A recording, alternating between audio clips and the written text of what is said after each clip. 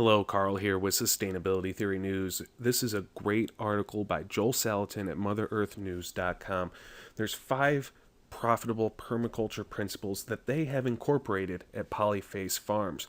First thing they talk about is valuing high water, or water at higher elevation. For every foot in elevation, you get about 0.44 pounds of pressure in your water.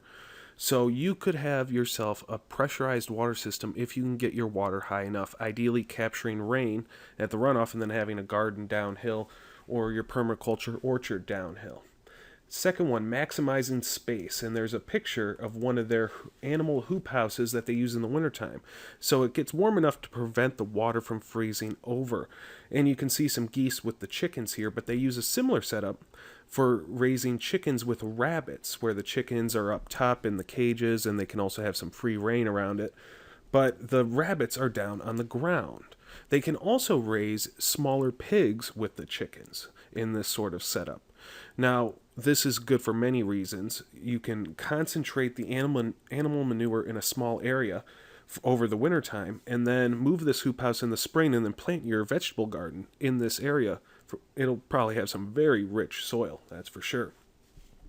So those are the first 2 principles. Page 2, team up with animals, like we just talked about. At Polyface, they're in the Shenandoah Valley of Virginia, and they do what's called pasture-based polyculture, management-intensive grazing. There's a lot of names for it, but basically they raise several different types of animals on the same small piece of land, moving them in and out of little paddocks created by portable electric fencing. They use the animals to really fertilize and revitalize their fields, make them stronger than ever. And they don't have a whole lot of feed input at all. I think the only feed is for their chickens that they have in their movable cages. So let's go to page 3 for the last 2. Apply smart design.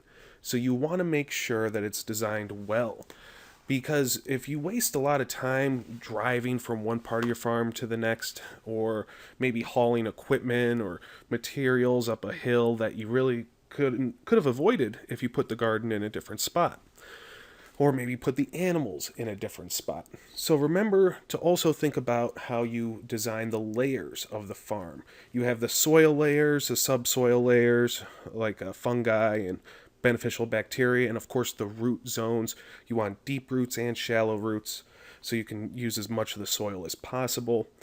For Polyface, they do a lot of pasture-based grasses, and then they have outside forests, which is their 5th tip, managing forests. They sell some lumber, and they take the less productive trees, they put them in the wood chipper, use it for their compost, which can make great compost if given enough time to break down. But they also help raise pigs in the underbrush, and the pigs will clear some of the brush, again, working with animals. Lots of tips in this article. Of course, I will link to that first page in the description. And I recommend checking out some of Joel Salatin's books on Amazon. He goes into great detail on many different subjects. Again, links in the description. If you'd like to see more news headlines like this, subscribe to my channel. Have a great day.